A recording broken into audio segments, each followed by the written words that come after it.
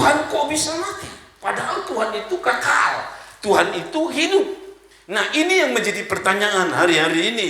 Kalau itu manusia, kok kenapa dijadikan Tuhan? Kalau dia Tuhan, kenapa dia mati? Lalu yang kedua, yang menggunakan akal sehat pasti masuk Islam. Bayangkan saja, manusia dituhankan. Nah, pertanyaan-pertanyaan ini harus kita jawab, saudara-saudara. Saya jawab di sini. Saya bilang justru kekristenan itu akalnya sehat. Karena begini, kalau tidak masuk akal itu manusia dijadikan Tuhan. Tapi kekristenan bukan manusia dijadikan Tuhan. Tuhan yang mau jadi manusia. Nah, kalau Tuhan mau jadi manusia, apa salah? Dia bisa jadi batu, dia bisa jadi pohon, dia bisa jadi apa saja. Yang justru tidak bisa adalah manusia dijadikan Tuhan. Tapi kalau Tuhan jadi manusia, bisa sekali.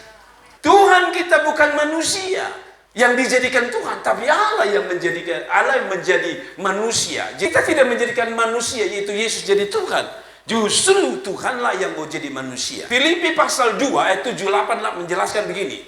Melainkan yang telah mengosongkan dirinya sendiri dan mengambil rupa seorang hamba dan menjadi sama dengan manusia.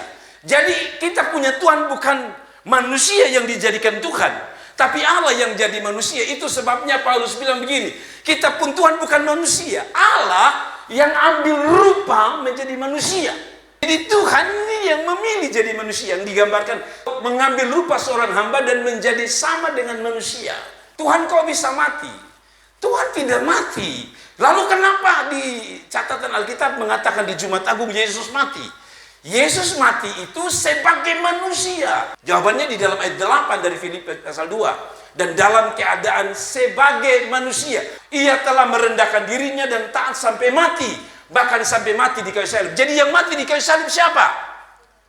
Yesus. Tapi manusianya yang mati, Allah yang tidak mati. Kasih tepuk tangan untuk Tuhan. Jadi kalau ada dua pertanyaan, kenapa manusia dijadikan Tuhan? Bukan Allah yang jadi manusia, itu jawaban singkatnya. Yang kedua, Allah kok mati? Allah tidak mati.